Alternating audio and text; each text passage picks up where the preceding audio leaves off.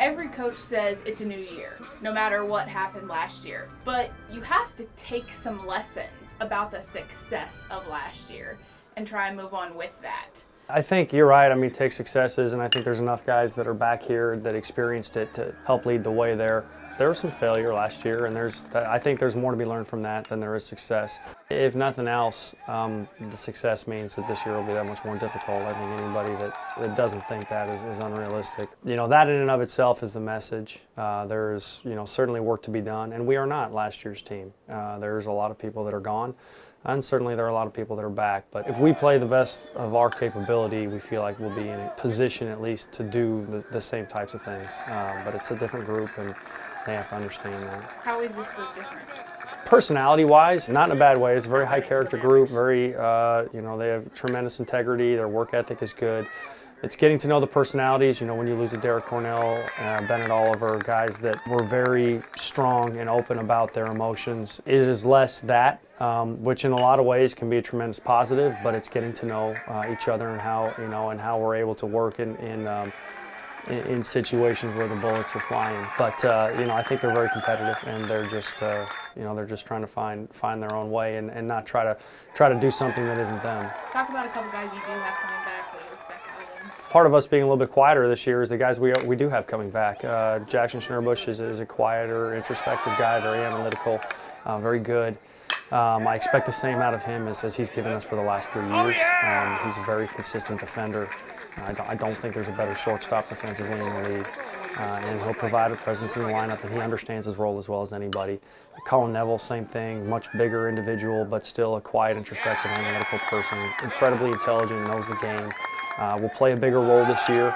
And again, I don't know that there's a better defender at first base, which is incredibly important for us.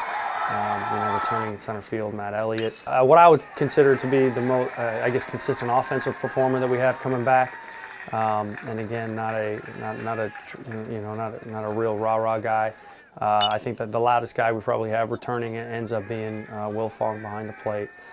He's a little bit more of the personality. He's a little bit more quirky, and he has a lot of energy. And it's important to have back there behind the plate. There's a lot of innings on that body, but he takes care of himself, and he helps, I think, our team with the voice. And there's some other guys, you know, Disler comes back. There's some fire in him that's a little bit different and a little bit more like what you would have expected out of some guys last year, possibly. And you know, Safranek comes back, but he's a quiet guy and you know, takes care of his business and does his stuff. So the returners, you know, pretty much up the middle, we return everybody, and it's great to have. They just tend to be a little bit quieter about, you know, how they do things, and so Blake will probably have to be the voice, or I think he is the voice by default. But you know, they're a good group of young men, and you know, they'll find their own way. From what you know about the other teams, what do you expect out of the whole league this year? I think it's incredibly strong. The comparison I've used in the past is I would say this is like the SEC of Division II baseball.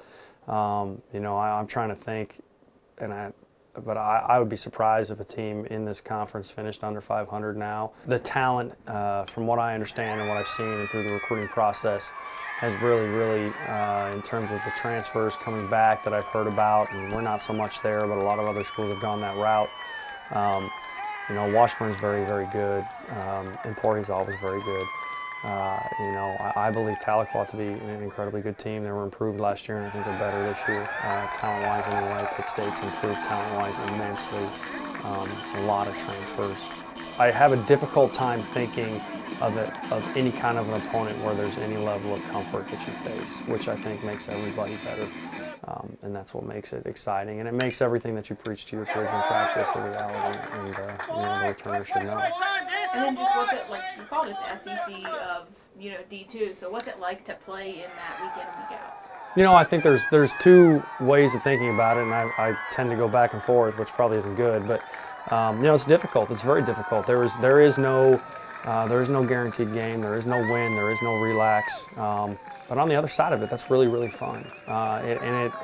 What it does is it forces your hand in the off season and forces you to do the things that you know are necessary to win games, you know, against all that great competition. So I think in the end it makes everybody better, which is what we're attempting to do. If we can get everybody to be the best that they can be, again, that's all we're striving to be. And this league helps force that, and that, you know, helps make us better, helps make our kids better, and you know, it makes it definitely, I think it prepares, you know, our league as well as anybody for the postseason, for regional appearances. I think, you know, the teams that come out of here will be very prepared for that.